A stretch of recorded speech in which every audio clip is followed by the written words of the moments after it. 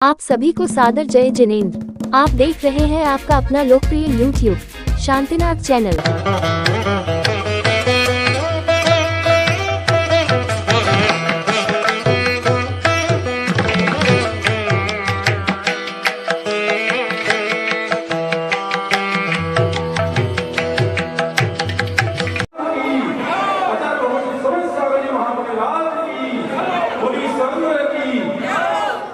बंधुओं, सबसे पहले मंगलाचरण का हाथ हो रहा है। मंगलाचरण मिलके मना रहा है जन्म प्रभु का, केसरिया हुआ है सारा जहां। मिलके मना रहा है जन्म प्रभु का, ना होगा निगमन, ना होगा शुभमन, सारे वीर भक्त जैन होंगे आज। जैन का आया है ये उत्सव महान, मिलके करेंगे प्रभु वीर का गुणगान। जैन का आया है ये उत्सव महान, मिलके करेंगे प्रभु वीर का गुणगान।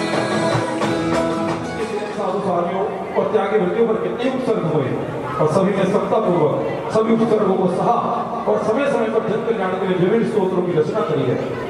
आज का दिन भी कुछ ऐसा ही आ पहुंचा है जब एक मुनि पर बड़ा ही घोर उत्सर्ग होने वाला है। देखते हैं इसका प्रारंभ कहां से होता है। हम सभी श्री जिनेंद्र भगवान से प्रार्थना करते हैं वचन काय से जुड़ी हो जाए तो वे जिनेंद्र भगवान हमें क्षमा करें, क्षमा करें, क्षमा करें। नमोस्तु भगवान, नमोस्तु भगवान, नमोस्तु भगवान। ऐसी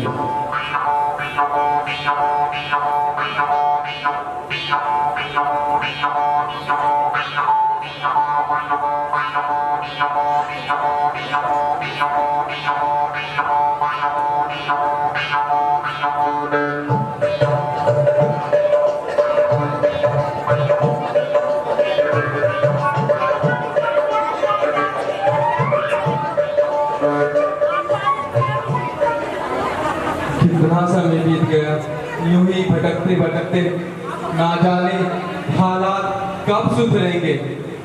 और मेवालाल का भी कुछ पता नहीं, ना जाने वो कैसा होगा, कहाँ होगा।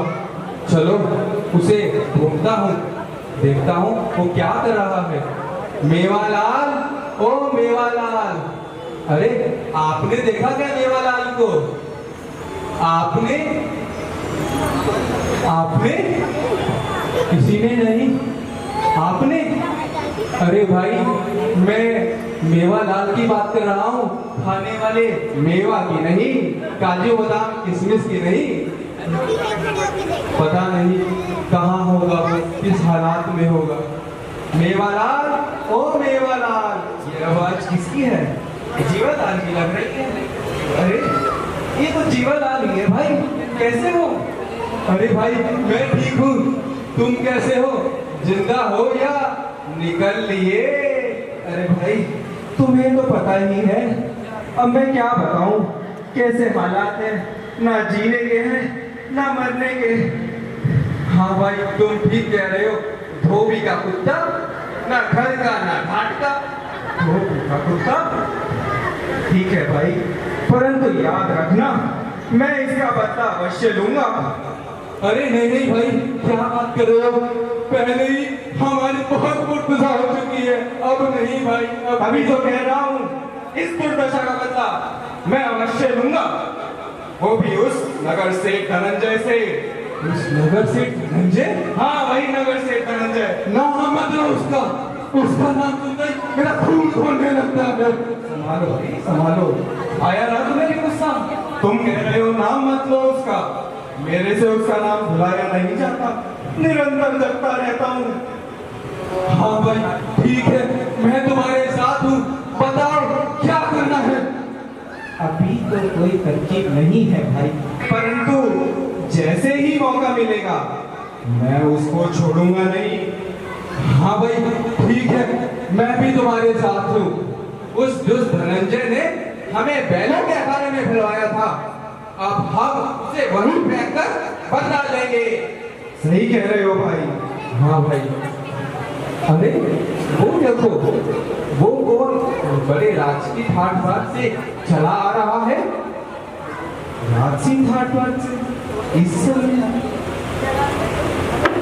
ये तो वही नगर से धनंजय है भाई, ये वही नगर से धनंजय है। अरे क्या बात कर रहे हैं, वो उस नगर से धनंजय? हाँ ये वही है। क्या राजसिंह घाट बाट? हाँ भाई, लगता है नगर का सबसे अमीर आदमी हो गया है। हाँ भाई हाँ, क्यों नहीं। राजा ने 40,000 स्वर्ण मुद्राएं और 40 गांव इनाम भी दिए थे। अच्छा चलो चलो इसे बसाते हैं। टबाक डमडम, आप सबका मकसद एक ही है। जी टबाक डमडम, आप सबका मकसद एक ही है। प्रणाम सेठ जी। सेठ जी, अरे भाई, आप दोनों कौन हो और यह क्या हाल बना रखा है? सेठ जी, हम भी कभी राजा भोज की नगरी में दरबारी हुआ करते थे, लेकिन अब भिखारी हो गए हैं। क्यों भाई, ऐसा क्यों हो गया? सेठ साहब, यह सब आपके पुत्र की मृत्यु का समाचार राजा को देने के कारण हुआ था। क्या कहा? मेरे पुत्र की मृत्यु के समाचार से? पर ऐसा कैसे हो सकता है? यही सत्य है सेठ जी। पूरी बात विस्तार से बताओ। मैं आपको बताता हूँ।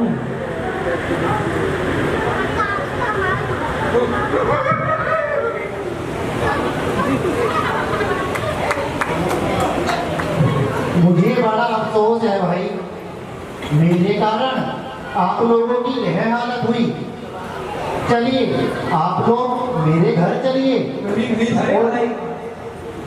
और जाकर कुछ जल पानी ग्रहण करें। हाँ, हमें भूख भी बहुत लगी है। हाँ हाँ जी सेठ जी, सेठ हम आपके साहब। साथ चलते हैं। चलिए चलिए सेठ साहब, बड़ी भूख लगी है।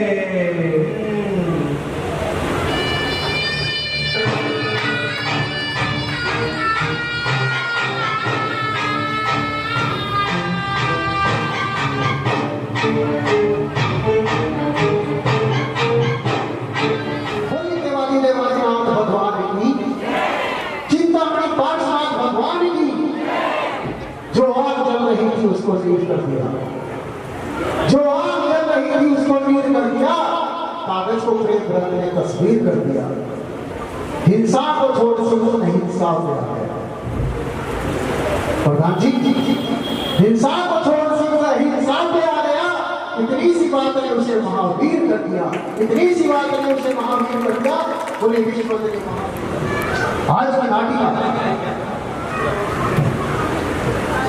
जैसा कि सभी को बता दिया गया है कि मुनिमान आचार्य भक्तांबर स्रोत के रक्षाकार महान मुनि हुए हैं हमारे बीच। उनके शेष धनंजय और दया करके वो दोनों दरबारियों को अपने घर ले जाते हैं। उनके फटेहाल, उनकी दरिद्रता देखकर उनको दया आ जाती है। लेकिन वो कहते हैं ना कि चोर चोरी से जाए लेकिन हेरा फेरी से ना जाए।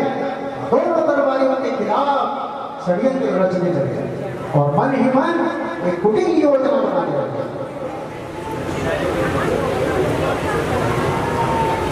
और मैं आपको इस नाटक की एक उपलब्धि और बता देता हूँ।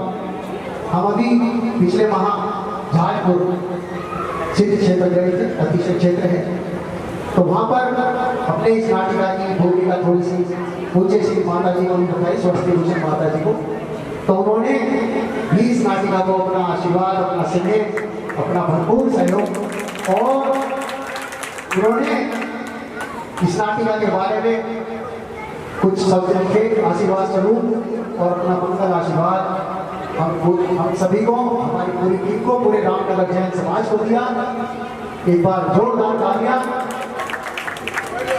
और शेख उन दोनों दरबारों को लेकर अपने घर पहुंचता है। ओ सेनानी, अरे सेनानी, कहाँ हो भाग्यवान? कहाँ छुप गई? कहाँ हो सेनानी? अरे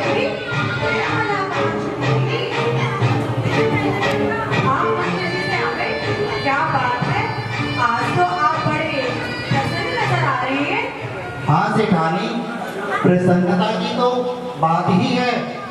आज हमारे नगर में मुनि श्री 108 मानतम स्वामी जी का मंगल आगमन जो हुआ है। क्या मुनि मानतुम स्वामी जी का आगमन? अरे यह तो बड़ा हर्ष का विषय है।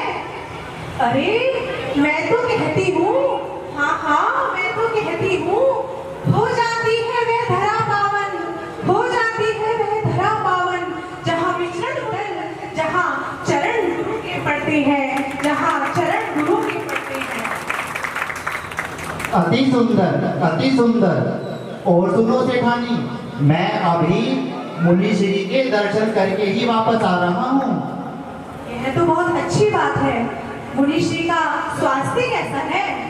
मुनि श्री का स्वास्थ्य अति उत्तम है। और सुनो, उनके मुख पर तेज है और तेज में सौम्यता, उनकी वाणी में ओज है और ओज में मधुरता, उनके जीवन में अध्यात्म है और अध्यात्म में सरलता है, समरसता है, सरलता है, समरसता है। अति उत्तम, अति उत्तम। मुनि श्री का आहार कैसा रहा स्वामी?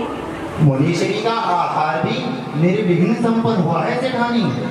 यह तो बहुत ही सुंदर बात है स्वामी। मैं तो कहती हूँ, लोकालोक में विराजमान सभी मुनियों का आहार निर्विघ्न संपन्न होना चाहिए, निर्विघ्न संपन्न होना चाहिए। हाँ सेठानी, ऐसा ही हो। तुम्हारे इन उत्तम भावों के लिए बहुत बहुत साधुवाद। अरे ये दोनों कौन है? इनका ये हाल कैसे हुआ? ये दोनों, इनके बारे में मैं तुम्हें विस्तार से बताऊंगा। पहले इन दोनों के लिए कुछ जलपान का प्रबंध करो। जो आज्ञा स्वामी। आप बैठिए।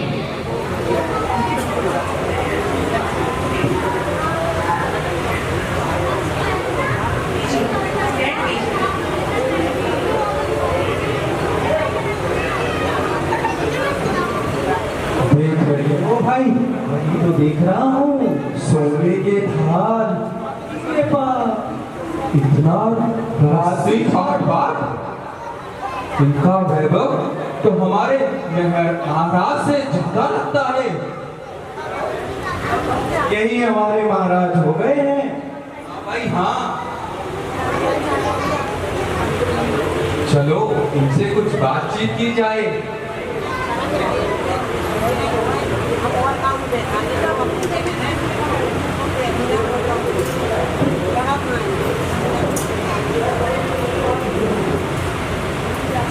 और किसी चीज की आवश्यकता हो तो जरूर बता दीजिएगा। बिल्कुल नहीं, बिल्कुल अच्छे से पेश कर गया। धन्यवाद सेठानी, धन्यवाद सेठानी। सुनिए, हाँ कहो सेठानी। मैं मंदिर से जा रही हूँ मुनि श्री के दर्शन करने। आप घर का ध्यान रखिएगा। हाँ सेठानी, निश्चिंत होकर जाओ, मैं घर का ख्याल रखूंगा।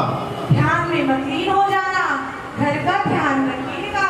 हाँ सेठानी, तुम निश्चिंत होकर जाओ। अरे देखो, चलो इससे से कुछ बात करते हैं और इसे फंसाते हैं। सेठ साहब, ओ सेठ साहब। हाँ जी कहिए, कोई कष्ट तो नहीं हो रहा आपको? कष्ट नहीं हो रहा? क्या कहना है ये? जहाँ देखो, जहाँ छुओ वही कष्ट है, और ये सब इसी की देन है। कुछ कहा क्या आपने? नहीं सेठ जी, हम तो बस यही चिंतन कर रहे थे कि इतनी धन संपदा आप पर आई कहाँ से? भाई यह सब तो गुरु महाराज मुनि मानतुम स्वामी जी की कृपा और पुण्योदय का फल है। तो क्या यह सब मानतुम स्वामी ने दिया? नहीं भाई, लेकिन जो भी गुरु महाराज की निस्वार्थ भाव से सेवा करते हैं, उनकी भक्ति करते हैं, तो पुण्य के प्रताप से देने वाला निमित्त बनकर आता है। तो क्या हमारे राजा केवल एक निमित्त मात्र हैं? जिन्होंने आपको 40,000 स्वर्ण मुद्राएं और 40 गांव उपहार स्वरूप दिए। हाँ भाई, वह केवल निमित्त मात्र ही हैं। वास्तव में हमारे अच्छे बुरे का निर्धारण तो हमारा भाग्य, हमारे कर्म ही करते हैं।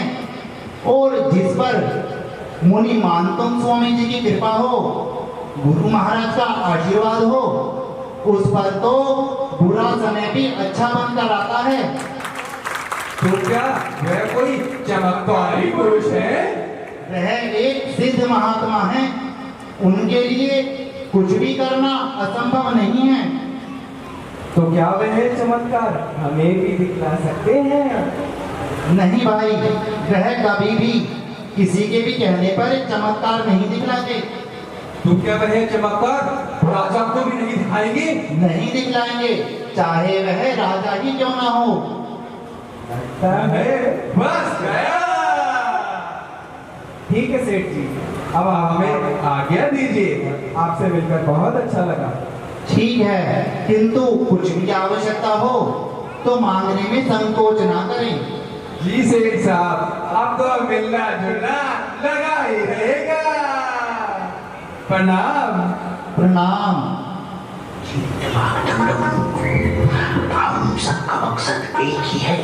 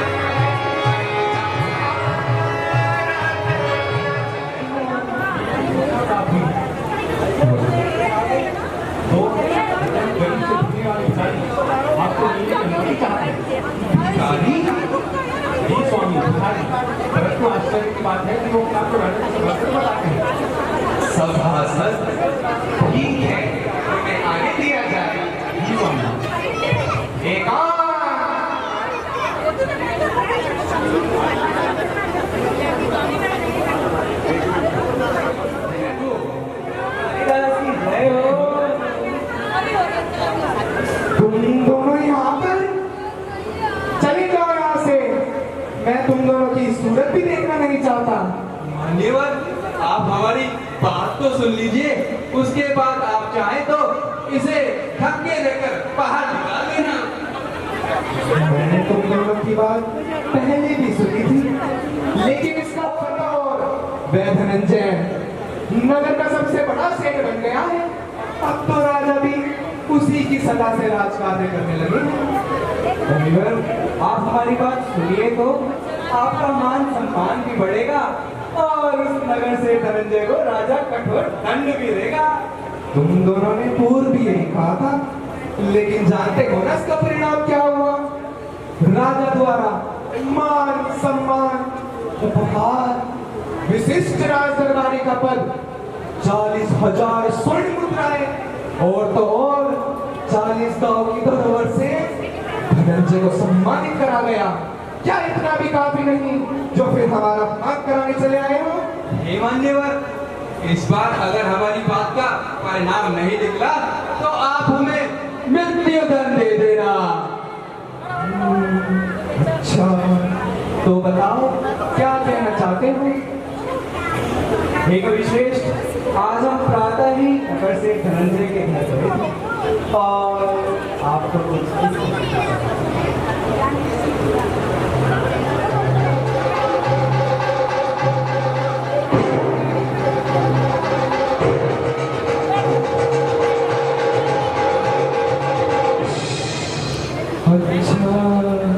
तो वैसे धनंजय उन उपहारों को राजा की नहीं बल्कि मां तुम की कृपा बताता है। कहीं तुम दोनों की बात गलत तो नहीं सिद्ध हो जाएगी? हे कविश्रेष्ठ, अगर ऐसा हुआ तो आपकी यह तलवार और जीवनलाल का सर नहीं नहीं। ठीक है, अभी तुम दोनों जा सकते हो।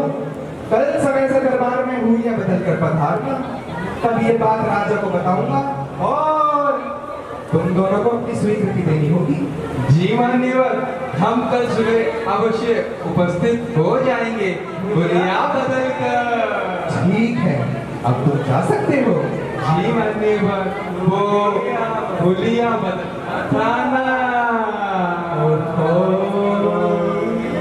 मैं तो भूल ही गया था, बिना इनाम के सपने देखे तुम दोनों की आंखें भी नहीं खुलती और तो और बैलों के अखाड़े में जाने के बाद भी तुम दोनों की हाथों की खुजली मिटी नहीं।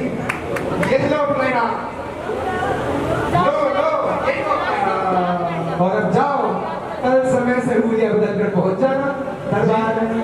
जी मान्यवर, हम कल अवश्य उपस्थित हो जाएंगे। आपका मंगल हो, आपका नाम चांद सितारों में आपका संगीत रोशन करे। तुम लोग बड़े ढीठ हो और चापलूस भी। ठीक है, अब जाओ। जीवन हम हैं ही। प्रणाम। जितनी कथाओं में अवर्णित वीरों को तर्पण, जिनकी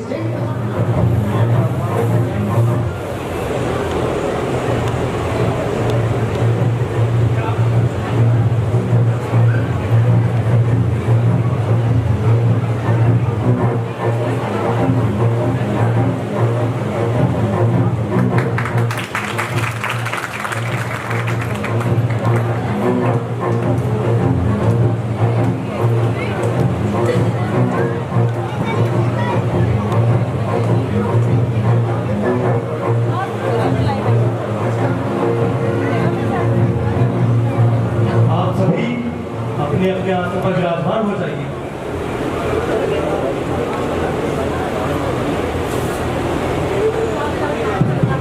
महामंत्री जी, जो आगे राजन।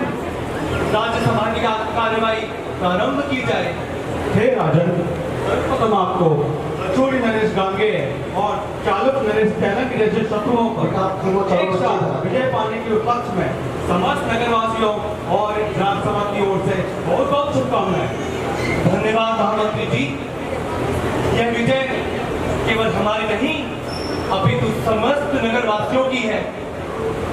हे राजन, आपने जिस शौर्य और वीरता का प्रदर्शन इस युद्ध में किया उससे समस्त प्रजाजन हर्षित हैं। चारों ओर उमंग का वातावरण है और ये नगरवासी इस विजय को एक उत्सव के रूप में मनाना चाहते हैं।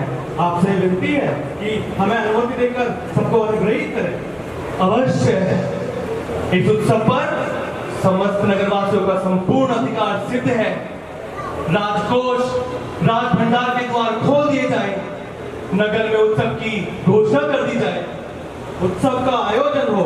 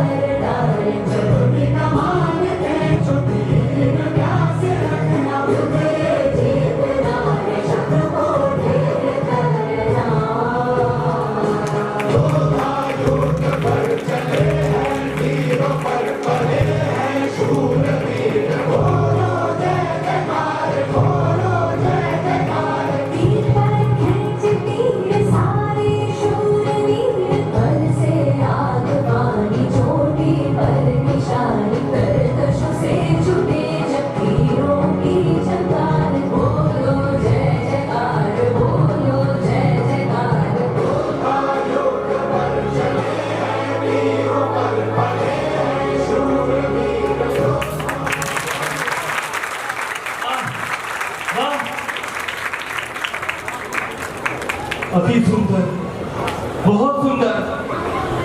धन्यवाद राजन। हे कुमारी, आपका नृत्य बहुत ही उच्च कोटि का है। आपने इसकी शिक्षा कहाँ से प्राप्त की है? हे राजन, मैंने यह शिक्षा आप ही के राजरत्नों कवि श्रेष्ठ वरुचि से प्राप्त की है। उत्तम, अति उत्तम, अति उत्तम। धन्यवाद राजन। हे राजन, मैं आपसे कुछ कहने की अनुमति चाहती हूँ। कहो पुत्री, क्या कहना चाहती हो? हे भूपतिनाथ, जैसा सर्व विदित है कि आपने कलचूरी नरेश गांगय और चालुक्य नरेश पैलम जय प्राप्त की है, तो ये समस्त संसार आपको भविष्य में एक नई उपमा नहीं उपमा, वह क्या पुत्री? ध्यान से सुनो राजन। कहाँ राजा भोज और कहाँ गंगूतेली?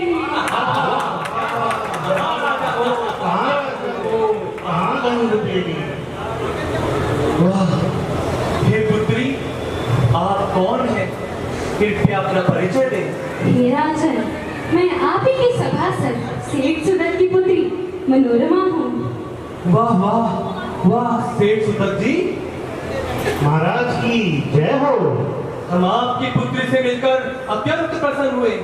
धन्यवाद राजन। आपकी पुत्री नृत्य कला में तो पारंगत है ही, साथ ही साथ कुशल वक्ता और उच्च कोटि की विदुषी भी है। हे महाराज, कृपया यह बताएं कि आपकी पुत्री क्या अध्ययन कर रही है? हे राजन, यह अभी विद्या ही ग्रहण कर रही है।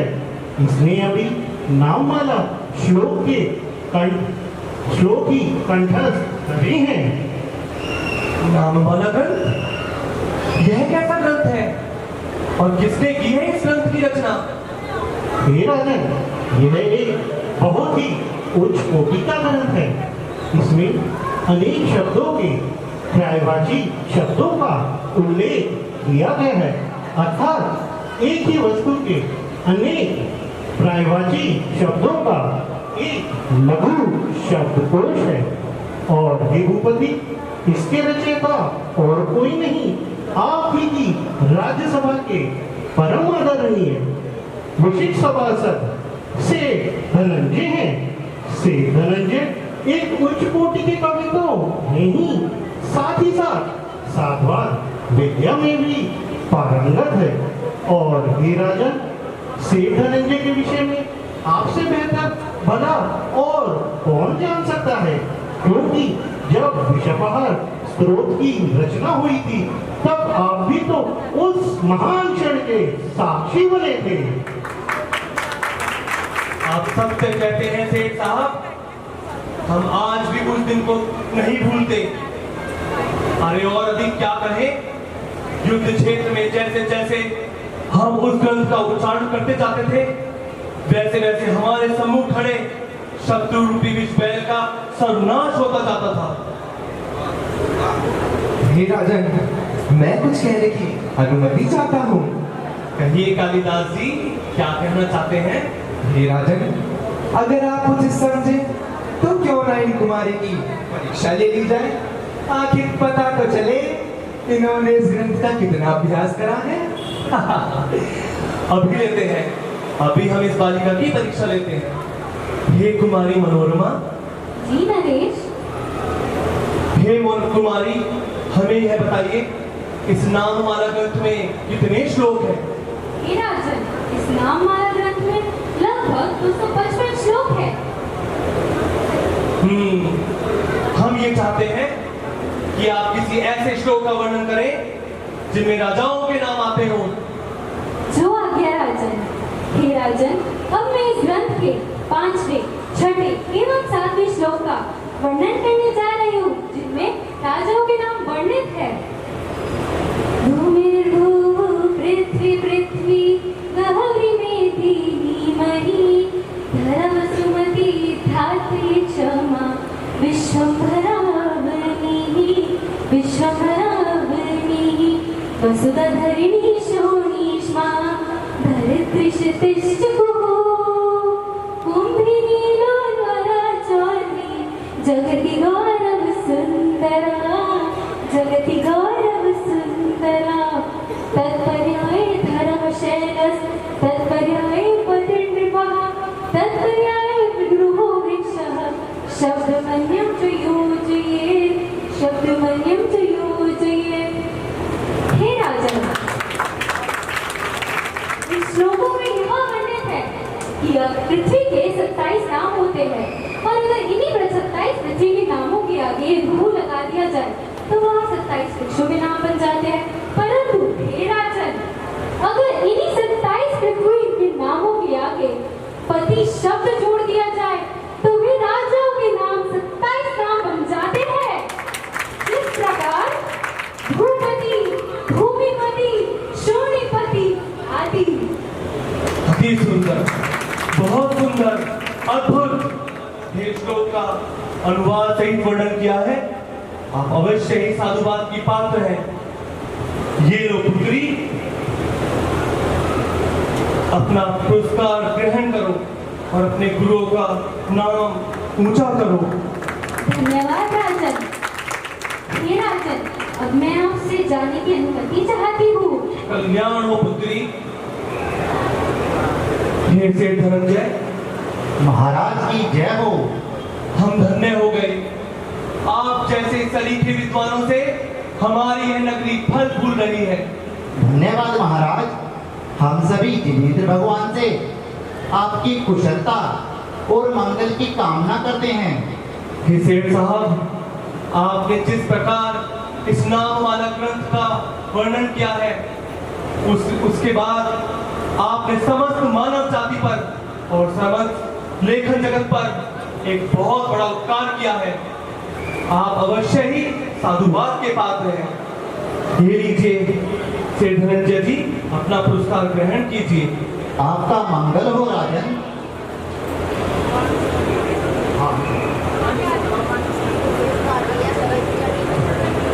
आपसे विनती है, मेरी एक जिज्ञासा को दूर करें। कहो महामंत्री जी, यह तो हमारे लिए बहुत सौभाग्य का विषय है। ऐसी देनी देन जो किसी के हो से, ज्यों ज्यों कर ऊंचा करो, त्यों त्यों नीचे ने, त्यों त्यों नीचे ने। हे राजन, आपने ऐसा दान देना कहाँ से सीखा है? जैसे जैसे आप दान देने के लिए अपने हाथों को ऊपर उठाते हैं, आपका सर क्यों झुक जाता है राजन? आपके नैन क्यों नीचे हो जाते हैं? हे महामंत्री जी, हमारे कथन को ध्यान पूर्वक सुनिए।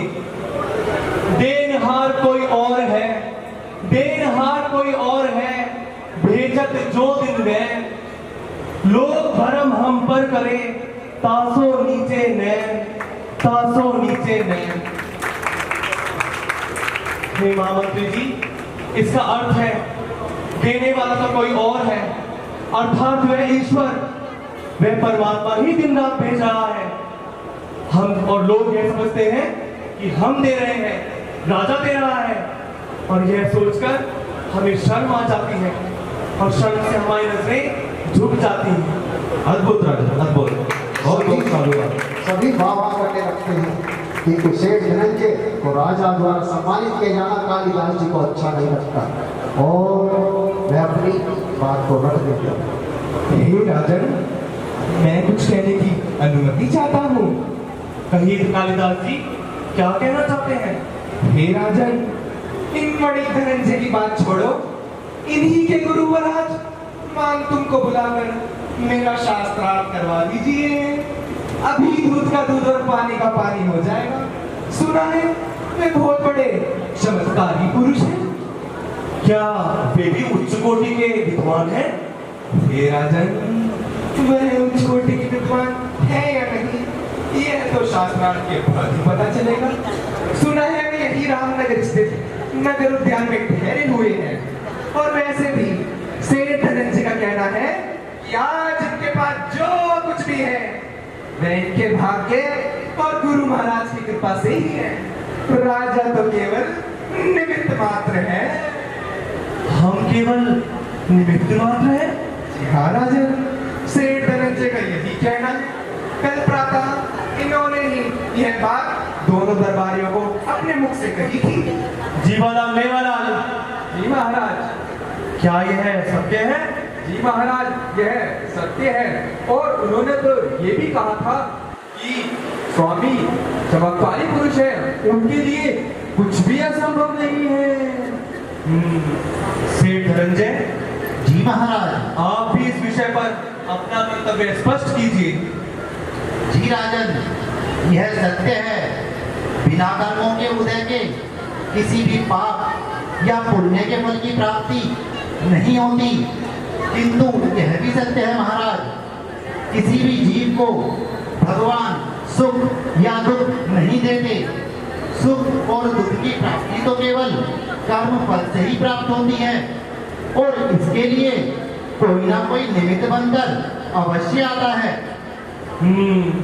हे सेठ साहब, हम जानते हैं कि आप कभी मिथ्या वचन नहीं कहते, तो ठीक है, अब हम आपके गुरु महाराज के दर्शन करना चाहेंगे। सैनिकों, आदेश करें राजन। सैनिक, नगर उद्यान में मुनि मानतुम स्वामी जहां कहीं भी विराजमान हो, उन्हें बड़े ही आदर और सम्मान के साथ राज दरबार में लेकर आया जाए। जो आज्ञा राजन।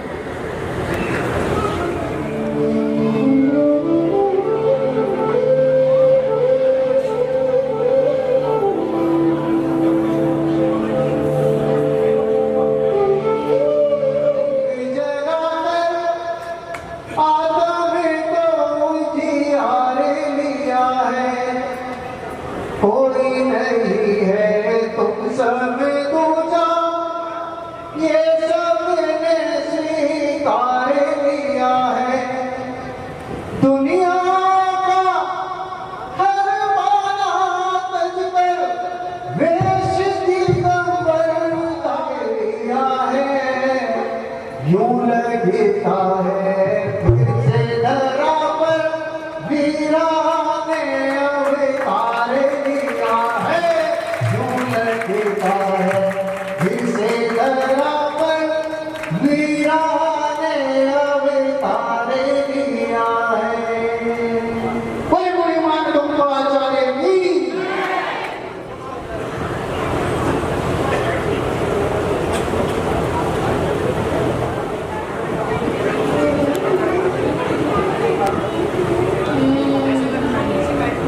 लगता है कि यही साधु महात्मा है जिन्हें हमें संदेश देना है। हाँ हाँ, मुझे भी ऐसा ही लगता है। और यहाँ कोई दिखाई भी नहीं पड़ता। चलो इन्हीं से चलकर पूछते हैं। हाँ हाँ, चलो। हे साधु महात्मा, आपको हमारा प्रणाम। आपका कल्याण हो। ये साधु महात्मा, क्या आदिवासी स्वामी जी है? तुम तीनों कौन हो और यहाँ किस प्रयोजन से आए हो? हे साधु महात्मा, हम राजा भोज के सैनिक हैं और यहाँ आपके पास राजा भोज का एक संदेश लेकर उपस्थित हुए हैं। कहो क्या संदेश है? राजा भोज ने आपका नाम सुनकर दर्शनों की इच्छा प्रकट की है और आपको राजसभा में बुलाया है। कृपा करें और हमारे साथ चले। भाई, हमारा राजमहल या राजसभा से क्या प्रयोजन है? हम खेती तथा वाणिज्य नहीं करते और न ही किसी प्रकार की याचना करते हैं। फिर राजा हमें क्यों बुला रहे हैं? और दिगंबर जैन साधुओं का राजा से क्या संबंध है? और अगर वह दर्शनों के अभिलाषी है तो उन्हें इधर स्वयं उपस्थित होना चाहिए। अतः हम उनके पास जाना स्वीकार नहीं करते हैं। हम आपसे पुनः विनती करते हैं कि आप हमारे साथ राजसभा की ओर चले। राजा के आज्ञा को ठुकराने का परिणाम सही नहीं होता। ये साधु, हमारे राजा बड़े दयालु हैं। हम आपसे पूरी निवेदन करते हैं कि आप हमारे साथ राजसभा की ओर चले। नहीं, हमें स्वीकार नहीं है। हे महात्मा, हमारे राजा ने आपको बड़े सम्मान से राजसभा में बुलाया है। कृपा हमारे साथ चले। बालकों, तुम तीनों मेरा और अपना सभी का समय नष्ट कर रहे हो। जैसे आपकी इच्छा, हम जाते हैं। प्रणाम। आपका कल्याण हो।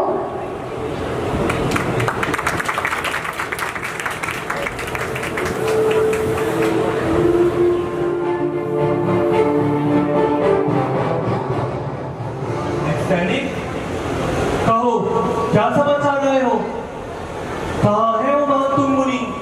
महाराज, उन साधु महात्मा ने यहाँ राजसभा में आने से इनकार कर दिया। राजसभा में आने से इनकार कर दिया? जी महाराज, इनकार कर दिया। उन्होंने कहा कि हम पर किसी भी राजा की आज्ञा का कोई प्रभाव नहीं पड़ता और ये भी कहा कि अगर राजा दर्शनों का अभिलाषी है तो उन्हें स्वयं ही आना चाहिए। अतः हम उनके पास जाना स्वीकार नहीं करते। बहुत बढ़िया। ना तो आज्ञा का उल्लंघन। जी महाराज, ऐसा ही है। हे राजन, यह तो सरासर राज्याज्ञा का उल्लंघन है। हमें ऐसे सभ्यता स्वीकार नहीं।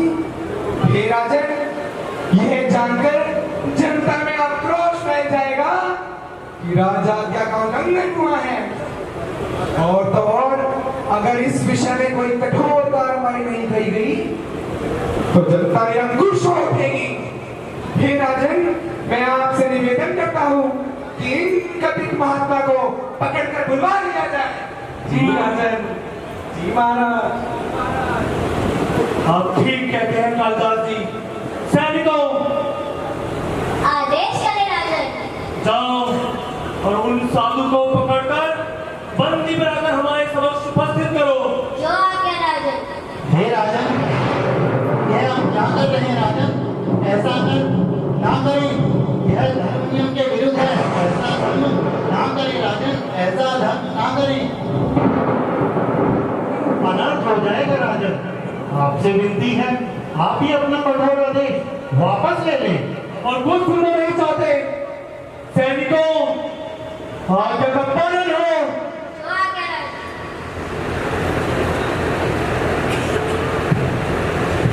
और इस बीच सारी चर्चा देख रहे महामंत्री बोल उठते हैं। हे राजन, अगर किसी भी सिद्ध पुरुष और साधु महात्मा को इस तरह से जबरदस्ती राज दरबार में बुलाने का अधिकार नहीं है, हमें पहले कारण जानना चाहिए कि वे क्यों नहीं आ रहे हैं। हे महामंत्री जी, हम कुछ सुनना नहीं चाहते। आप क्या चाहते हैं कि आज के पश्चात राज्य का प्रत्येक नागरिक इसी प्रकार राजा का उल्लंघन करता रहे और हम यहाँ बैठकर विचार विमर्श करते रहे? नहीं।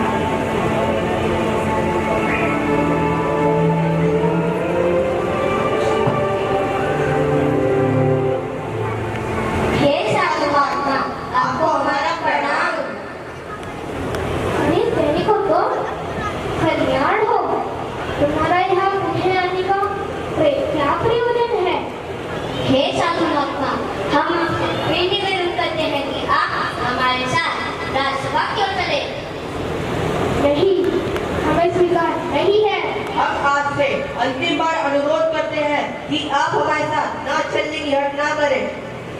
हम आपसे नहीं, अभी तो आप हमसे हट कर रहे हो सैनिक। हमें आपके साथ जाने की कोई इच्छा नहीं। आप कैसे बंदी बनाते हैं? चलो हमारे साथ राज्यसभा चलो।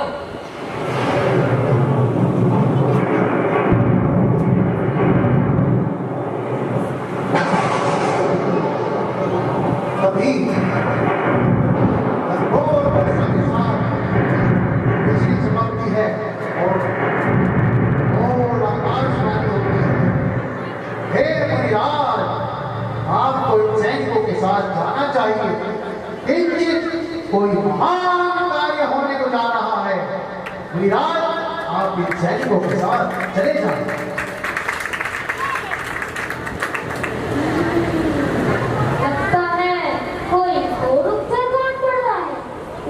आकाशवाणी, मुझे इन सैनिकों के साथ चलना ही होगा।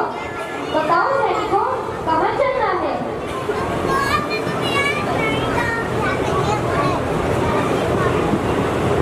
चलिए राजा के साथ राज्यसभा की ओर चलिए।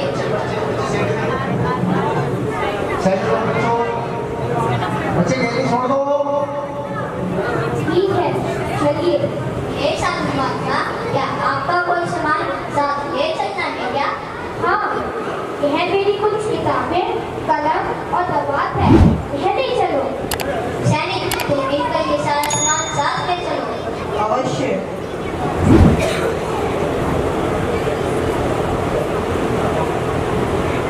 अरे सुनो, साधु महात्मा, मैंने सुना है यहाँ नगर में एक जैन मंदिर है। क्या तुम मुझे वहाँ के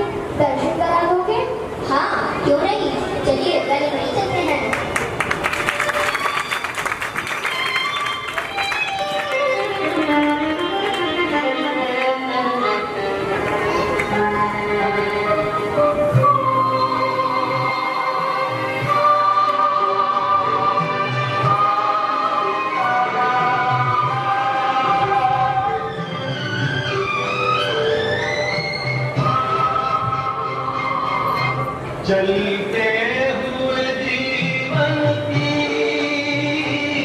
रफ्तार में गिरे हैं।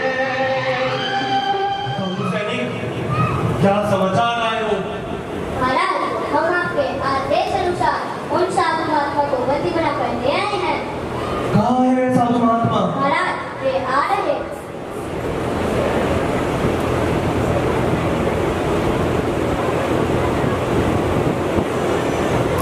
और चारों सैनिकों के साथ बुद्धिमान उनका राज दरबार में प्रवेश।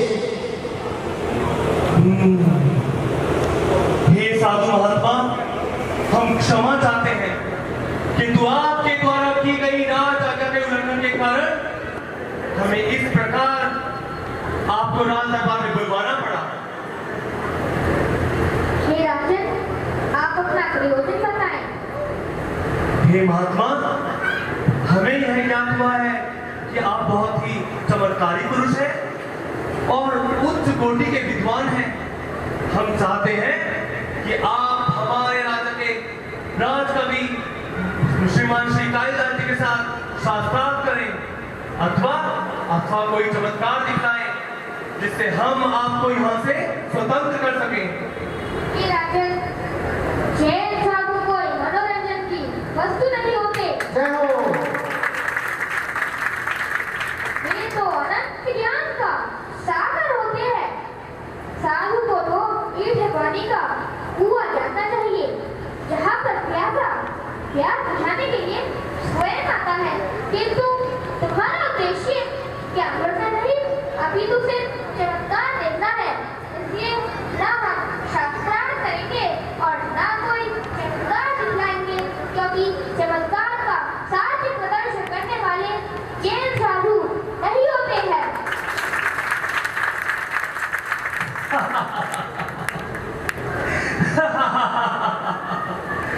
यह भी खूब रही, ना आप चमत्कार दिखाएंगे ना आप शास्त्रार्थ करेंगे, तो क्या केवल हट करेंगे कि राज आज्ञा का उल्लंघन करेंगे? क्या जैन साधु को केवल यही कार्य करना आता है? हे राजन, इसमें हम उल्लंघन नहीं कर रहे।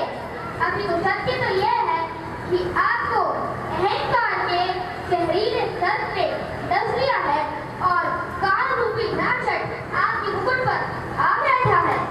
साधु, सौगंध महादेव की, यदि तुम्हारे सिवा किसी और ने ये वाक्य कहा होता तो आज ये सर घर से अलग कर दिया होता। आप मानवाधीश का अपमान कर रहे हैं। हे राजन, आपको इतना भी ज्ञान नहीं है कि साधु परमेश्वरी को उच्च आसन पर बिठाया जाता है। और सुनो, जिस राज्य में साधुओं को इस तरह बंदी बनवाया जाता है, उस राजा का मान क्या और अपमान क्या। साधु, बंद करो ये विलाप। अब हम तुम्हें अंतिम चेतावनी देते हैं, या तो अपनी हट का त्याग कर हमारी आज्ञा को स्वीकार करो, अन्यथा क्या राजन? हे राजन, मैं इस घड़ी को जैन धर्म पर एक घोर उत्तर बांधकर मुंह धारण करता हूँ और जब तक यह उत्तर टल नहीं जाता, आहार पाने का भी त्याग करता हूँ। जय हो। शांति। ओम नमः। और इसके बाद राज्यसभा में सन्नाटा छा जाता है। बंधुओं, बुद्धिमान स्वामी को इस प्रकार बंदी बनाकर ले जाने की सूचना जब सेठ धनंजय और सेठ सुदर्शन को प्राप्त होती है तो वे भागे भागे राज्यसभा में पहुंचते और मुनि से निवेदन करते हैं। हे मुनि जी, आपसे निवेदन है, आप अपना मौन त्याग कर धर्म भाषण कीजिए। राजा विद्या प्रेमी है, आपके वचनों को सुनकर उसका मतिभ्रम दूर हो जाएगा और ये घोर उपसर्ग भी टल जाएगा। किंतु मुनि कुछ नहीं बोलते और मौन धारण कर नीची नजर कर लेते हैं। हे मुनिराज, हे स्वामी, मैं आपसे निवेदन करता हूँ कि आप ही है मौन का त्याग करें और अपने वचनामृत से समस्त राजसभा का कल्याण करें। किंतु मुनिराज मौन धारण करे रहते हैं और तभी कालिदास जी अपने स्थान से उठ खड़े होते हैं।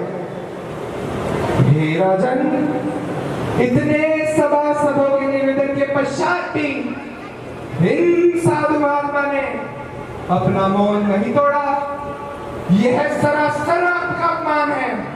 हे नरोत्तम, मैं आपसे राजहित में निवेदन करता हूँ कि इस दुष्ट साधु को कठोर से कठोर दंड मिलना चाहिए ताकि संपूर्ण नगरवासियों के लिए यह सबक बन सके और कोई भी भविष्य में राजाज्ञा का उल्लंघन करने की कल्पना भी न कर सके। बस बहुत हुआ लीडर का विलाप। सैनिकों,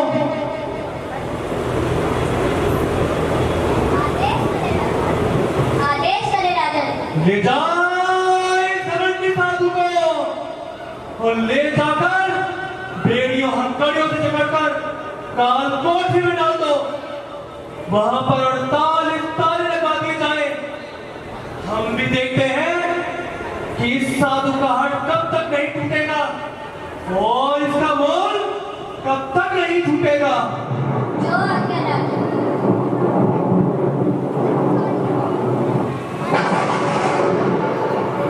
हे राजन, हम वैभव के दिव्य नभाए आल्य हैं। ये तो चारित्र के सच्चे हिमालय हैं। मंदिर की मूर्तियां तो मौन रहती हैं। ये तो चलते फिरते हिमालय हैं। ये तो चलते फिरते हिमालय हैं। हे राजन, मैं आपसे पुनः निवेदन करता हूँ, कृपया अपना आदेश वापस ले राजन। ऐसा धर्म ना करे राजन, ऐसा धर्म ना करें। लेकिन राजा ने तो आज सोच लिया था कि आज मैं किसी की कोई बात नहीं सुनूंगा। कालिदास और तुम्हारी सब मुस्कुराते रहे और उनका षड्यंत्र सफल होता रहा। लेकिन राजन,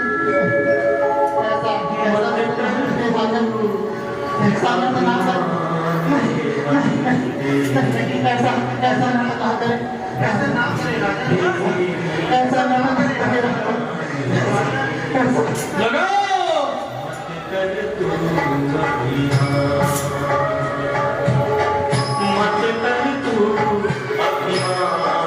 कोशिश करो।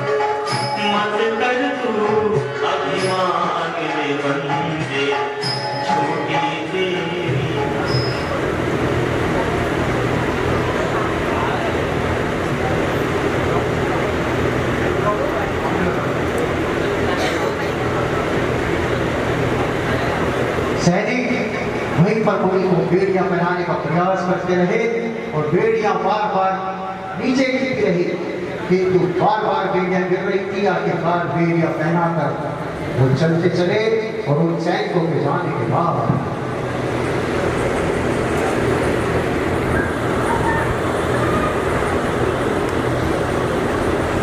अरे महामंत्री जी, आपका यूं झुका हुआ सर, यूं झुकी हुई नजरें देखकर हमको अच्छा नहीं लग रहा है। हे राजन, आज इस सभा में जो कुछ भी घटित हुआ उसको मैं इस संदर्भ में एक बहुत पुरानी लोकोक्ति भी है, इसको आज चट्टान होते हुए देख पा रहा हूँ। वह क्या है महामंत्री जी? वह है विनाशकाले विपरीत बुद्धि। महामंत्री जी, आप क्या कहना चाहते हैं? हे राजन, विद्या प्रेमी राजा से इस तरह के आचरण की अपेक्षा नहीं थी राजन। हम विवश थे महामंत्री जी। व्यवस्था? कैसी व्यवस्था राजन? आप अपनी व्यवस्था का टुकड़ा होकर अपने कर्तव्य से मुंह नहीं मोड़ सकते, उससे भाग नहीं सकते। आप राजा है राजा। राजा कभी किसी व्यवस्था के अधीन नहीं होता, अपितु वह सही समय पर सही निर्णय करता है, जिससे कि समस्त राज्य में संतुलन बना रहे।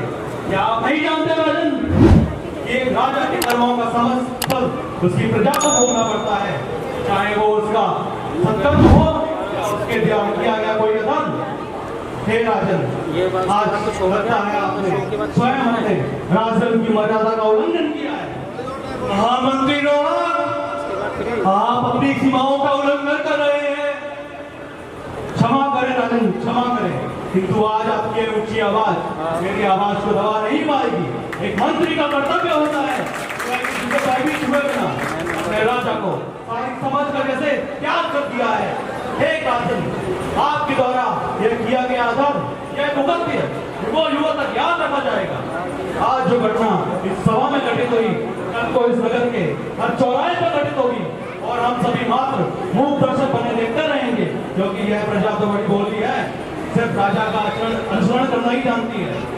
हे प्रजावत्सल, अभी भी समय है, आपसे करवत प्रार्थना करता हूँ, अपने निर्णय पर पुनर्विचार करें। मुनिमान तुम जी को आदर सहित कारागार से मुक्त करके अपनी भूल का पश्चाताप करें। महामंत्री जी, हम अब और कुछ सुनना नहीं चाहते। एकांत। महाराज की जय हो। इस प्रकार राजा किसी के भी समझाने पर नहीं मानता और एक एक करके सभी चले जाते हैं। महामंत्री सुगंध से और धुरंध के द्वारा कही गई बातें एक एक करके राजा को बेचैन करने लगती है और उसे महसूस होने लगता है कि संभवतः खुद से कोई अनर्थ हो गया है। वह इसी परेशानी की स्थिति में चिंतन करने लगता है। हे ईश्वर, आज हमसे एक ऐसा अपराध हो गया। क्या हमने राजधर्म का उल्लंघन किया है? नहीं नहीं, हम ऐसा कार्य सपने में भी नहीं कर सकते। हमने हमेशा अपनी प्रजा को सुखी देखना चाहा है, किंतु महामंत्री रोहन के कटु वचन हमारे हृदय में लश्कर की भांति चुभ रहे हैं। आज से पूर्व कभी भी महामंत्री ने इतने ऊंचे स्वरों में हमसे बात नहीं की है। कुछ तो हुआ है। क्या हमने राजधर्म का पालन नहीं किया? नहीं नहीं, हमने जो किया है वही राजधर्म है और हमने उसी का पालन किया है, किंतु अपराध तो अवश्य हुआ है। हे ईश्वर, हे भोलेनाथ, अब मैं क्या करूं, कहां जाऊं, किससे अपने प्रश्न पूछूं? मां, राजमाता, हाँ, केवल राजमाता है जो मुझे इस दुविधा से बाहर निकाल सकती है। वही एक तो है जो मेरा मार्गदर्शन कर सकती है। मैं अपने समस्त प्रश्नों को लेकर मां की शरण में जाऊंगा। हाँ, मैं राजमाता की शरण में जाऊंगा।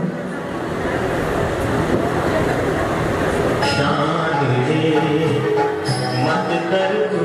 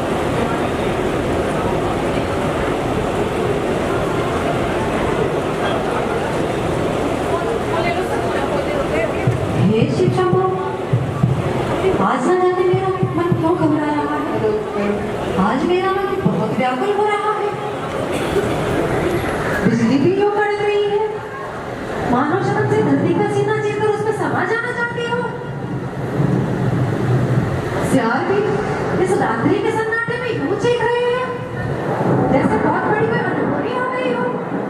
हे शिव शंभु, हे दयानिधान, सब जीवों पर अपनी दया दृष्टि बनाए रखना प्रभु, सब जीवों पर अपनी दया दृष्टि बनाए रखना।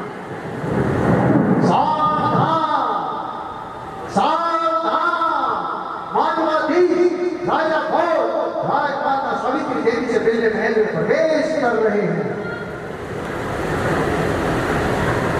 माता सावित्री देवी के चरणों में पुत्र का कोटि कोटि नमन। आयुष्मान भव पुत्र, आओ पुत्र आओ, स्वागत है। अच्छा हुआ पुत्र कि तुम आज चले आए, आज मेरा मन बहुत व्याकुल हो रहा था। अरे पुत्र, क्या बात है, आज तुम्हारी नजरें नीची क्यों है? क्या बात है, क्या कोई समस्या आन पड़ी है? क्या हुआ है? राजा आगे बढ़कर माता के चरण पकड़कर घुटनों पे बल बैठ जाता है, तब कह उठता है, हे माता श्री, आज आपका पुत्र एक घोर धर्म संकट में फंस गया है। धर्म संकट? हाँ माता श्री, धर्म संकट। कैसा धर्म संकट पुत्र? आओ पहले स्थान ग्रहण करो, फिर अपनी बात कहो। हे माता श्री, धर्म संकट तो यह है कि एक और दान धर्म है तो दूसरी ओर एक साधु की मर्यादा है। मैं कुछ समझी नहीं पुत्र, अपनी बात स्पष्ट करो। हे माता श्री, आज जाने अनजाने में हमने एक उच्च कोटि के साधु को राज दरबार में बुलवाया था और बाद में हमें यह ज्ञात हुआ कि वह जैन साधु किसी की आज्ञा के मोहताज नहीं होते, चाहे वह आज्ञा किसी राजा की क्यों ना हो। फिर क्या हो? यदि साधु को राज दरबार में ना बुलवाया जाए तो राज्य के प्रत्येक नागरिक राजा को कमजोर जानकर राजा की अवहेलना शुरू कर देंगे। सचमुच समस्या तो गंभीर है, फिर आपने इतना कठिन निर्णय क्यों लिया? मेरी मति मारी गई थी माता, जो मैं कुछ सभासदों के बहकावे में आ गया था। पुत्र, वह राजा कैसा जो सभासदों के बहकावे में आ जाए? हम विवश थे माता श्री। विवशता? कैसी विवशता? कैसी विवशता? क्या तुम्हें ज्ञात नहीं कि वे कोई साधारण साधु नहीं होते, वे वीतरागी जैन साधु होते हैं। उन्हें दुनिया से कुछ लेना देना नहीं होता, एक समय भोजन करते हैं, दिशाएं ही उनका वस्त्र होती हैं और उनकी नित्य चर्याएं बहुत कठिन होती हैं। उनको बिल्कुल भी नहीं सताना पुत्र, उनको सताने का अर्थ है घोर अमंगल को आमंत्रण देना पुत्र, घोर अमंगल को आमंत्रण देना। माता श्री, मैं अपने राज धर्म के आगे विवश था, क्योंकि राज आज्ञा की अवहेलना करने पर कठोर दंड की व्यवस्था चरमरा जाएगी, राज्य में अराजकता अव्यवस्था फैल जाएगी, हम हंसी का पात्र बन जाएंगे। दीर्घ काल से मेरे पूर्वजों ने जो दूर दूर तक अपनी ख्याति अर्जित की है, आज जो लोग मेरी वीरता मेरी कुशलता की संज्ञा लेते नहीं सकते, कल वही लोग मेरा उपहास करेंगे। मैं किसी अपयश को प्राप्त नहीं होना चाहता माता श्री। अपयश? कैसा अपयश पुत्र? एक बात ध्यान रखना, किसी जैन मुनि पर उपसर्ग करने से अच्छा है अपयश को प्राप्त हो जाना। आप ये क्या कह रही है माता श्री? सत्य कह रही हूँ पुत्र, मैं बिल्कुल सत्य कह रही हूँ। सत्य तो यह भी है, मुनि को सभा में बुलवाने से पहले तुम्हें जांच लेना चाहिए था, यह व्यवस्था उपयुक्त है या नहीं। माता श्री, अब तो कुछ नहीं हो सकता, जो तीर कमान से निकलना था वह तो निकल चुका है, जो अमंगल अनाथ होना था वह तो हो चुका है माता श्री, वह तो हो चुका है। ऐसा क्या हुआ है पुत्र? क्या हुआ है? और ये तुम उससे नजरें फेर कर क्यों खड़े हो? उससे नजरें मिलाकर बात करो पुत्र, उससे नजरें मिलाकर बात करो। क्या हुआ है? मेरा जी बहुत घबरा रहा है पुत्र, बताओ बताओ पुत्र, क्या हुआ है? माता श्री, कैसे बताऊं, किन शब्दों में व्याख्या करूं कि मैंने उन जैन साधु को बेड़ियों हथकड़ियों से जकड़कर काल कोठरी की सजा सुना दी है। नहीं पुत्र नहीं, ये तुमने क्या कर दिया पुत्र, क्या कर दिया? तुमको आभास भी नहीं है तुमने कितना बड़ा घोर अनर्थ कर दिया है पुत्र, घोर अनर्थ कर दिया है। सत्य कह रही है माता श्री, अमावस्या की रात्रि से भी काले अंधकार का है ऐसा पाप मुझे आपके चरणों तक खींच रहा है माता श्री। चरणों तक खींच लाया है? पाप करने के पश्चात चरणों तक खींच लाया है? राजा भोज, काश तुमने ये पहले सुन ली होती, यह अनर्थ कार्य ना होता। माता श्री, आप मुझे राजा भोज कहकर संबोधित ना करें। मैं तो केवल आपका पुत्र मात्र हूँ। राजमाता सावित्री देवी का पुत्र ऐसा अनुचित कार्य कभी नहीं कर सकता। आप सत्य कहती हैं माता श्री, ये अनहोनी तो हो चुकी है, लेकिन अपनी दृष्टि में हमने अपने राजधर्म का ही पालन किया है। राजधर्म? तुम इसे राजधर्म कह रहे हो? यह राजधर्म नहीं, यह राजहट है, जिसने मुनि की मर्यादा को भंग करने का प्रयास किया है। तो सुनो, मेरी बात ध्यान से सुनो। तुमसे जो पाप होना था वह तो हो चुका। जब तक इस पाप का प्रायश्चित ना कर लो, यहाँ मेरे पास मत आना। मैं महाराज सिंधुराज की पत्नी सावित्री देवी ईश्वर को साक्षी मानकर तुम्हारा परित्याग करती हूँ। तुम्हारा परित्याग करती हूँ, तुम्हारा परित्याग करती हूँ।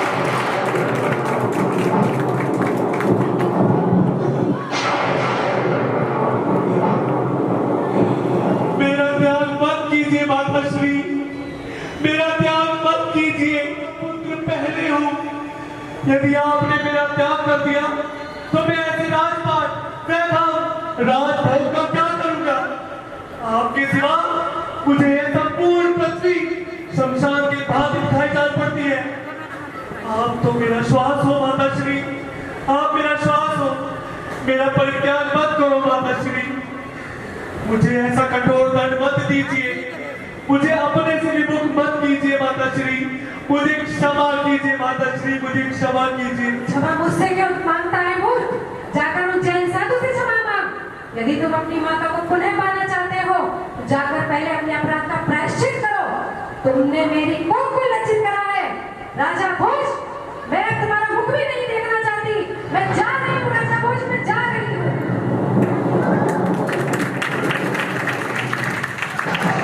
माता, माता, अपने पुत्र को यूं छोड़कर मत जाओ माता। अपने इस पुत्र को छोड़कर मत जाओ। राजमाता चली गई, अपने इस पुत्र को यूं अकेला छोड़कर चली गई। मैं कहाँ जाऊंगा? किसकी आंचल में जाकर सर छुपाऊंगा?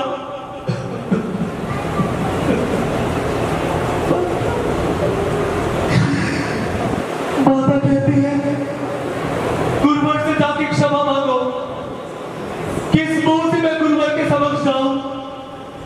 ऐसा घोर अपराध करने के बाद क्या मैं गुरुवर का सामना कर पाऊंगा? कर पाऊंगा? नहीं।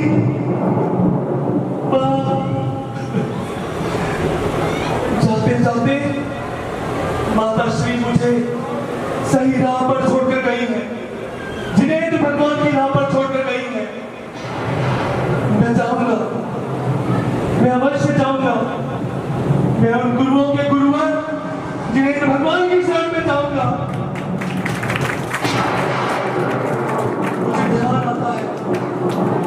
मुझे ध्यान आता है कि जब धनंजय सेठ के पुत्र को विषैले सर्प ने डस दिया था तो उन्हीं की भक्ति से उसे जीवनदान मिला था। आज भी एक पुत्र जीवन और मृत्यु के प्रश्न के बीच आ खड़ा है। हे जिनेंद्र भगवान, मेरी रक्षा कीजिए, मुझे अपने शरण में लीजिए। मैं भी आपका पुत्र हूं, मुझे मेरी रक्षा कीजिए प्रभु। इस विपत्ति रूपी समुद्र से मेरा उद्धार करो नाथ, मेरा उद्धार करो। माता ठीक कहती है, मैं पश्चाताप करूंगा। मैं महाराज विक्रमादित्य का वंशज, महाराज विक्रमादित्य का पुत्र राजा भोज ये प्रतिज्ञा करता है कि जब तक मुनि का अवसर दूर नहीं होगा मैं अन्न और जल का ग्रहण नहीं करूंगा। मैं अन्न का त्याग करता हूं, मैं अन्न और जल का त्याग यह कहकर राजा भोज वहीं पर बैठकर भगवान पर मन करना और भजन का आरंभ हो जाना, वहीं पर बैठ जाते हैं और चिंतन करने लगते हैं।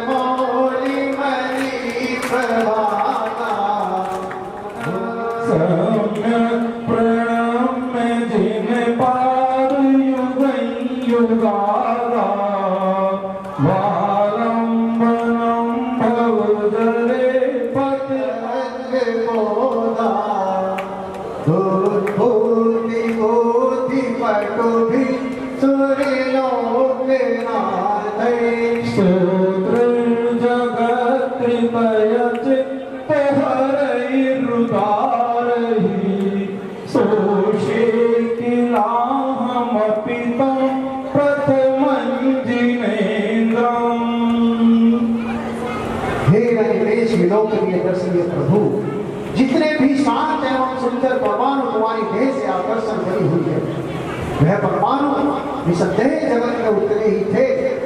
यही कारण है कि आप जैसा स्वरूप दुनिया में दूसरा नहीं है, और आपको देखकर फिर अन्य मानव के नए संतुष्ट नहीं होते। ठीक ही है कि क्षीर सागर का मीठा जल पीकर भला और खारे समुद्र का पानी पीना चाहेगा। आप जिस जननी के गर्भ में आए, वह भी महानता को प्राप्त हो गई। सैकड़ों सर्वत्र सैकड़ों नारियां सैकड़ों पुत्रों को जन्म देती है, किंतु आप जैसे पुत्र को देने वाली कोई साधारण स्त्री नहीं हो सकती। जिस प्रकार सभी दिशाएं तारों को धारण करती हैं, किंतु एक गुरु दिशा ही चलती है जो सूर्य को उत्पन्न करा करती है।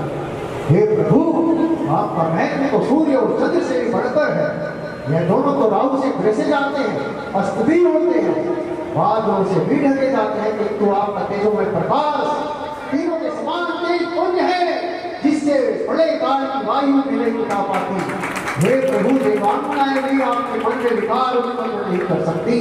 अतः तीनों लोगों के नाम दुख हरता, सुख करता, दाता विघ्न विनाशी, आपको मेरा बारंबार नमस्कार हो, नमस्कार हो, नमस्कार हो। हे धरती तल के आभूषण, तीनों लोक के परमेश्वर, संसार समुद्र के शोषक, आपको बारंबार नमस्कार हो, नमस्कार हो, नमस्कार हो। तो ईश्वराय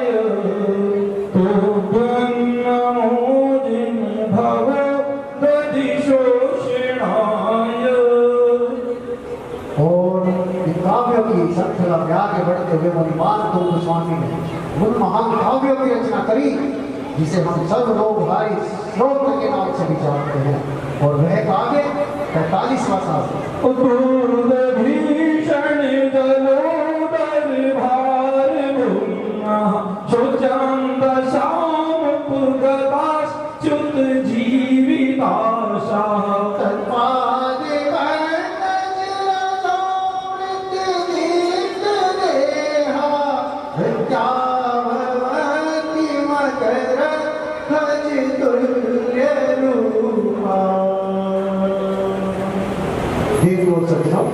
आचार्य भगवान मणिमान तुंग स्वामी ने जैसे ही 46 किताबें की रचना की, तभी वायुमंडल में इतना शोर उत्पन्न हुआ कि इंद्र के सिंहासन विकार मायमान हो उठे, बिजली कड़कने लगी।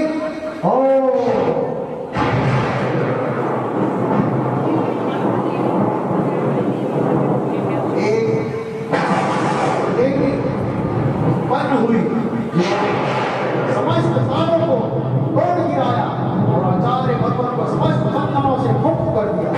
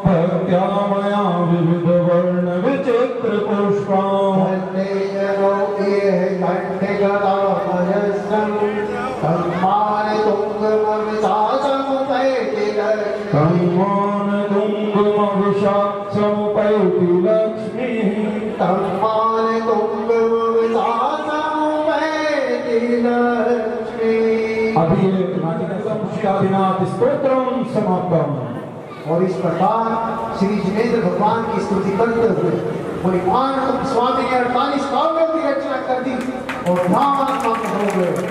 और तभी सर्वत्र एकदम शांत वातावरण हो गया।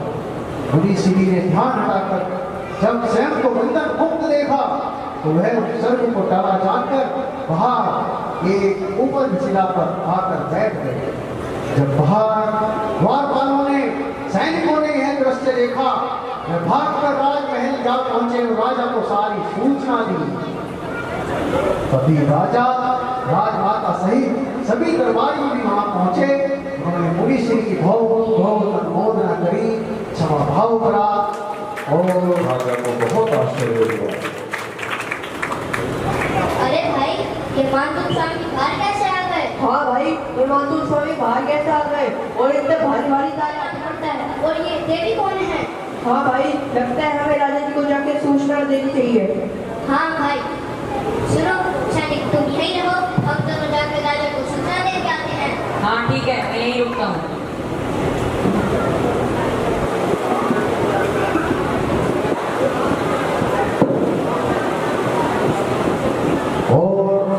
सैनिक राजा को लेकर पहुंच जाते हैं कारागार।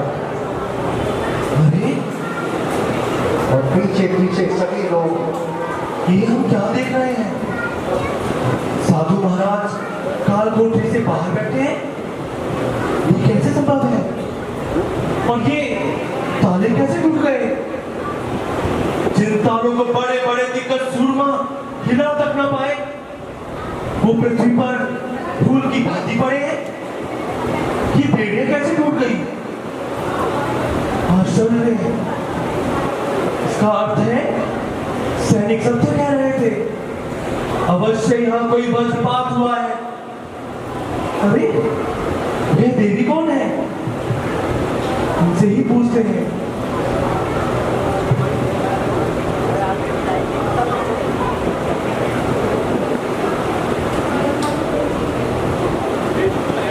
हे देवी, राजा भोज का शत नमन स्वीकार करें। कल्याण हो। हे देवी, आप कौन हैं और यहाँ क्या कर रही हैं?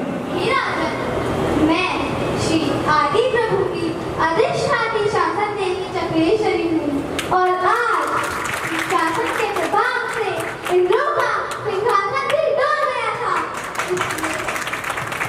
इसलिए धर्म की रक्षा करने हेतु मैं यहाँ पर आई हूँ। हे राजन, बहुत ध्यान से सुने। आप सभी नगरवासियों के साथ मुनिराज के चरणों में भक्ति पूर्वक नमन करें। आप सभी का कल्याण होगा। अवश्य देवी, ऐसा ही होगा।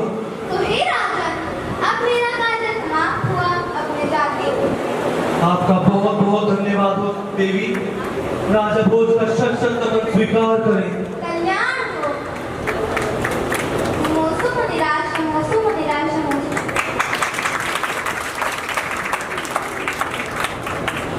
हे मुनिवर, हे मुनि श्रेष्ठ, कृपया अपने मौन का त्याग करें और हम सब की दृष्टता के लिए हमें क्षमा करें। मुनिवर, हमें क्षमा करें।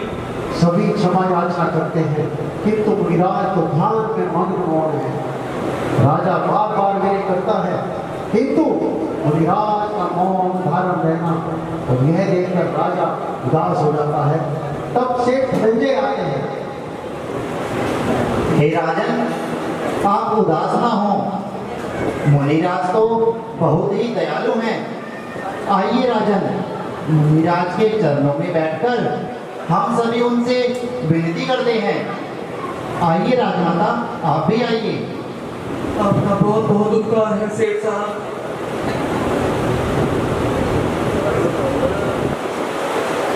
अभी कोई नहीं उठेगा, प्लीज। आपके 5 मिनट और खर्च होंगे, केवल 5 मिनट। ओके, धन्यवाद। हे मुनिराज, हे स्वामी, आपको बारंबार त्रिकाल नमोस्तु। हे करुणा के सागर, मैं आपसे निवेदन करता हूँ कि आप यह मौन का त्याग कर धर्म देशना करें। हे मुनिवर, आपसे विनती है, आपके मुखारबिंद से बहने वाली अमृत वाणी को सुनने के लिए हम सब व्याकुल हैं। हे मुनिराज, हमारी भ्रष्टता के लिए हमें क्षमा करें और हमें जैन धर्म का पालन करने के लिए श्रावक व्रत का मार्ग दिखाया प्रभु। हे मुनिवर, आप सत्य कहते थे, यह किसी साधु का हट नहीं, एक घमंडी राजा का राजहट है। हे मुनिवर, पश्चाताप की आग में जलता हुआ ये राजा भोज आज आपके चरणों में अपने घमंड का, अपनी हट का त्याग करता है और आपकी शरण में आता है प्रभु। सत्य तो यह है कि एक साधु की मर्यादा जीत गई और एक साधु की मर्यादा के आगे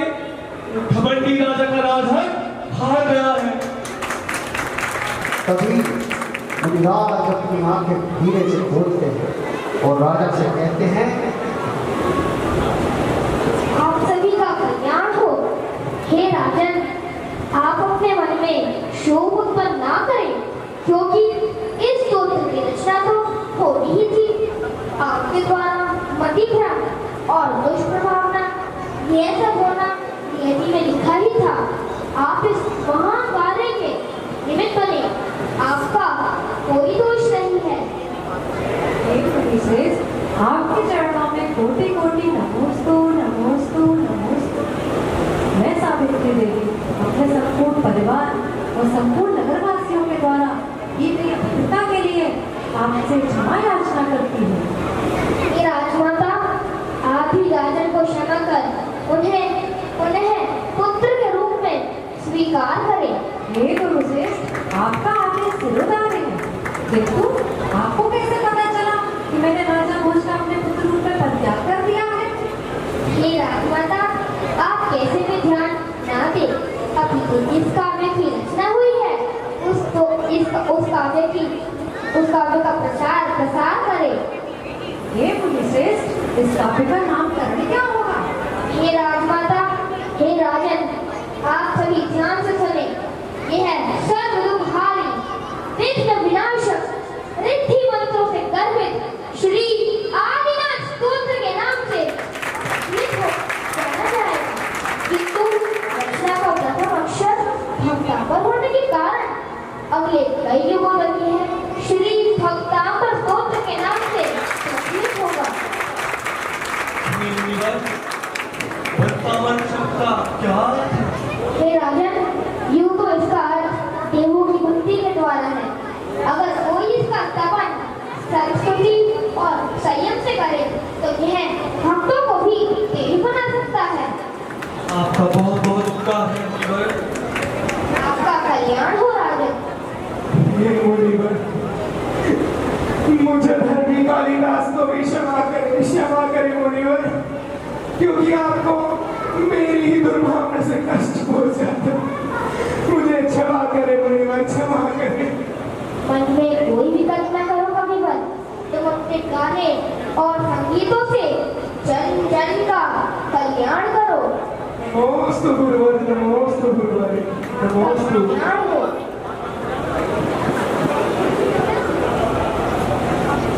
हे राजन, मैंने सुना है यहाँ रामनगर में एक जैन मंदिर है और उसका 3 शिखर का नवनिर्माण हो रहा है। आपने सत्य सुना है मुनिवर? अति सुंदर। आपको भी इस मंदिर के बनने में योगदान देना चाहिए, जिससे कि एक भव्य मंदिर का निर्माण हो सके। हे राजन, संपूर्ण नगरवासियों ने आपके आहार की व्यवस्था की है। आहार के पश्चात समस्त नगरवासियों ने आपके आहार की व्यवस्था की है। आपके आहार के पश्चात हम स्वयं आपके साथ बिहार में चलेंगे। आपका कल्याण हो राजन। और इस नाटक से जय परम पूज्य प्रथम तीर्थंकर आदिनाथ भगवान की जय, भक्तामर स्तोत्र की जय। बोलिए 108 मुनि मानसोपाचार्य की जय। इस नाटिका से प्रसन्न होकर हमारे शिल्पी जी ने नाटिका के कलाकारों को प्रदान कर रहे हैं। मैं सभी का धन्यवाद करता हूँ। और 500 रुपए की धनराशि उससे पहले अशोक जी जैन, सुनीता जी जैन परिवार ने नाटिका को प्रदान किए थे। इसके बाद हमारे महान राजा भोज यश जैन, एवरग्रीन राजा हमारे। हाँ जी, एक मिनट दिलीप जी कुछ कहना चाहते हैं।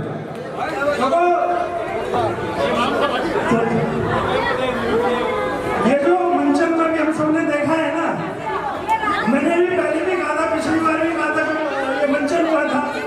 तो हम जब छोटे छोटे थे तो हम देखते थे, शायद आप सभी ने कौशिक के नाटक देखे होंगे। ये जो नाटक था, कौशिक के नाटक आप सभी ने देखे होंगे। जिन लोगों ने देखा होगा वो जरूर जानते होंगे, ये उस लेवल का प्रोग्राम है। भाई सारे हमारे समाज के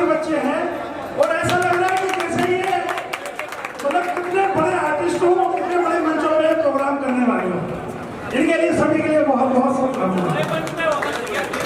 ये काम अगली बार मतलब जो मैं सहयोग दे सकता हूँ वो मैं सहयोग दूंगा। आप रूणा जी के लिए बहुत जोरदार तालियां। इससे पहले कि आपने कभी राजमाता रूणा जयंती का कभी कोई नाटिका देखी है?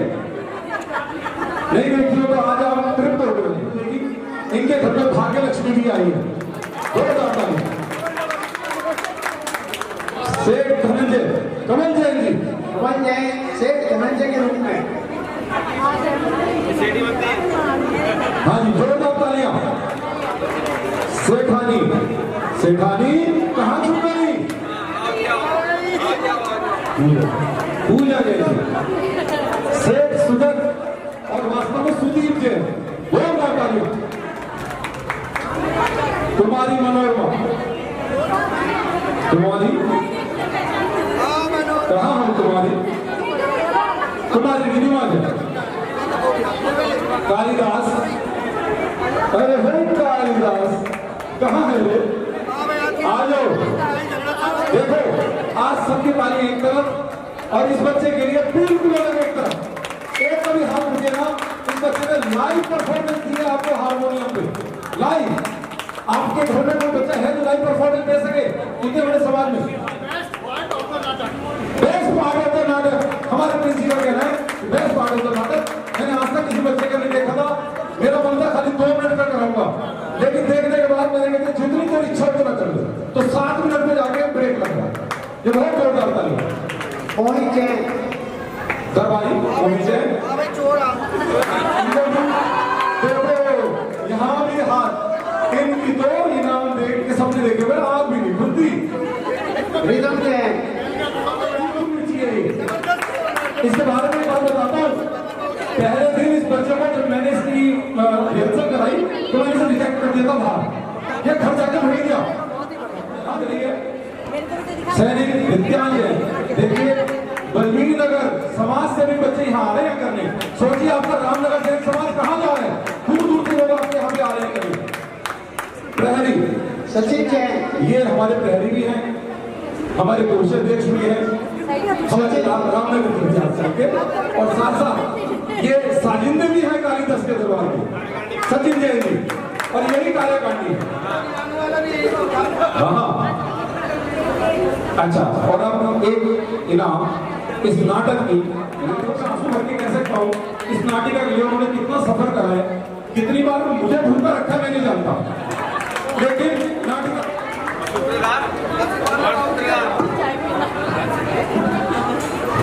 अभी एक नई रोशनी देते हैं। और देखिए आपका दशलक्षण पर उनका समापन भी इन्हीं के म्यूजिक से होता है। जोरदार तालियां। और अब आखिर में और 2 बंदे आप कितनी जोरदार तालियों से स्वागत कर सकते हैं। कोई अगर आवाज में कमी हो तो मत बजाना है। और आप सभी का धन्यवाद, आभार, अभिनंदन। आपने लगभग 2.5-3 घंटे हमें दिए और इस नाटक को खूबसूरत और सफल बनाने में हमारा